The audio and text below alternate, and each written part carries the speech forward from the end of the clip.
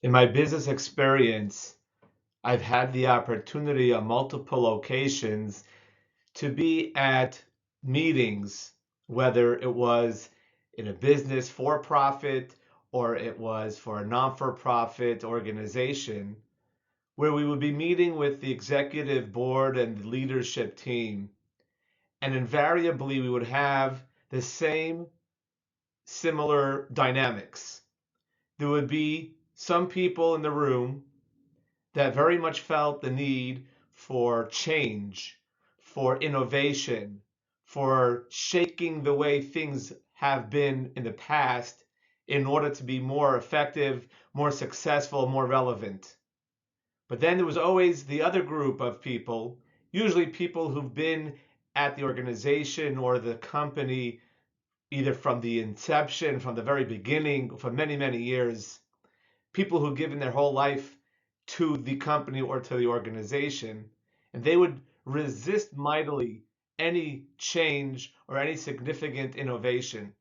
And they very much would express the fear that if we implement change, we're going to get too far away from our core values and from who we are and how we become successful in the first place. And this tug of war, this divergent worldview was very common and would come up in multiple scenarios. And the truth of the matter is that these two ways of looking at things, of approaching life, is not just confined to the boardroom or to a meeting of an executive leadership of an organization.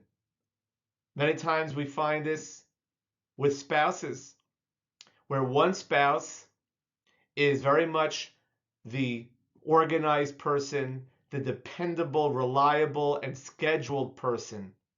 Knows exactly what has to happen for that week, makes a plan, has a schedule. A time is a time, an appointment is an appointment, a responsibility is a responsibility. Very, very reliable and very predictable. And then the other spouse is the exact opposite. The other spouse is a fly by night. You never know if they're coming or going. They can never commit to something in the future because they're very much people who live in the moment, and it depends how they feel. Some days they're on top of the world and they're full of passion and full of energy and can accomplish a lot. And some days they're like flat tires, they can't get much done, low energy. Those people are usually more like artistic kind of people, creative people, people who see the world in color. And many times those two personality types clash tremendously. And the truth of the matter is, we see that in Yiddishkeit, we see that in our own community. There are those who are constantly looking for ways to bring creativity and to bring a sense of newness and freshness into Yiddishkeit, into the way we serve Hashem, into the way we're machanech our children, into the way we create meaningful experiences of growth. There are many examples like this. Some of them are more controversial than others. And then there are others who very much resist any talk or any hint of any slight change, of a tremendous fear that if we're going to introduce change, we're going to get far away from the ways of our ancestors, from the ways of our Messiah, and the way things have been, that's how things should and will continue, and that's going to be a safeguard. And the truth of the matter is, even within the person themselves, even within myself, I can experience these two polar opposites. Some of us can experience times in our lives when we crave and we are more compelled toward out of the box thinking, toward a free spirit, to think big, dream big, try to do something new, try to do something out of the box, take a risk, go with the flow, live in the moment. Whether it's in business, whether it's in a relationship, whether it's in a hobby, whether it's getting involved in a chesed organization or trying a new initiative. And then there are times when what we crave is dependability. We crave The same old, same thing, day in, day out. There are people who for 40 years, they wake up every morning the same time every day, 6 o'clock. At 6:15, they have the Gemara under their hand and they're walking for Daf Yomi. They make the train or they get in the car to their same job for the past 40 years, always pays his taxes on time, always pays the bills on time. Every year, everything is the same menu, every day, day in, day out, like clockwork. And then there are people who cannot understand that. They cannot live more than 1 or 2 days at a time, and no 2 days look alike. So there's two very different ways that we find in our community, in our relationships, in our business, and sometimes even within ourselves. So we could sometimes say, yeah, Hashem just made different people differently. And that's that, leave it at that. But the truth is, there is a third option. We find that most of the world operates on two types of calendars. Most of the Western world lives by the solar calendar. The sun, the calendar year, is determined by the sun. The Earth orbits around the sun, takes 365 days. The sun is something that's very stable. Every day, the sun operates and shines exactly the same. It never varies. It never fluctuates. It never changes. It's stable. It's predictable. And how long does it take to make a full orbit? 365 days. Year in, year out, never changing. Then you have the lunar calendar, which is what the Muslim world goes by. It takes the moon 29 and a half days to orbit around the Earth. That's 1 month. You take 29 and a half and you multiply that by 12 months, you get 1 year. But then you have 354. Now the moon itself is never the same. Every night, it's different, in a different position, and it's a different form, different shape. Sometimes you get the full beauty of the moon, and sometimes the moon completely disappears. And most of the time, it's somewhere in between.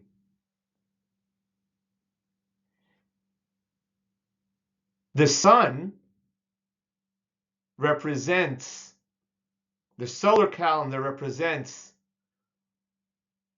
the stable, the traditional, the predictable. Nothing changes. This is how it's been for the past 5,000 years, and this is how it'll continue. The moon represents change, innovation. Some days we're bright and full on, and some days we disappear. Some days we're full throttle, and many days we're somewhere in between. They're two different approaches to life. And of course, they each have their own value. But which one is the right approach? Which one is the right way to go? In this week's Parsha, the first mitzvah that Klal Yisrael received, the Chodesh Hazeh Lochem, is the mitzvah of Rosh Chodesh.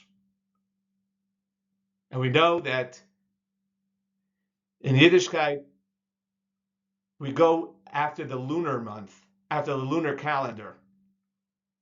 Yet, we see something very interesting, because at the same time, we also give credence to the solar system, because we know that Pesach, for example, needs to be by Chodesh Aviv, the springtime, the time of the harvest. That is not determined by the moon. That's determined by the seasons of the year, which is the sun. In fact, Ramadan, which is a Muslim holiday, sometimes it could end up in the summer, and sometimes it could end up in the winter. Because if you only go with the lunar calendar The lunar calendar is 11 days shorter than the solar year. Solar year is 365 days, and the lunar is 354. After 3 years, that's 33 days. After 10 years, there's a discrepancy of 110 days. So the month of Ramadan could be all over the place. Says the Torah, Pesach has to be celebrated in a certain season. The seasons are not determined by the moon, they're determined by the sun. So which one is it? Are we going after the lunar, which is what we would think, but then we also see that we also take into account the solar, which is the seasons. Says the Lubavitcher Rebbe, a beautiful idea. The Torah is teaching us such a fundamental lifelong message. It's not this and it's not that. It's both. We don't live in extremes. It's not a question of living a solar or living a lunar life. Being creative, innovative, fresh, exciting, or just living dependable, reliable. You need both.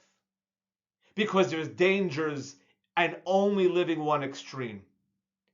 If I'm only going to be a traditionalist, that this is how we have done things for the past couple of thousand years and nothing is ever allowed to change because of fear, you're going to lose chiyus, you're going to lose that enthusiasm, that vibrancy, that excitement. You can't just do the same thing day in, day out, whether it's in business. True, your business was only successful because of what you've done.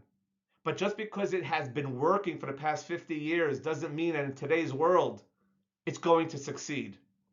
Those who have the inability, they're so rigid, they're not capable of changing and adapting in any which way. Many times they go out of business.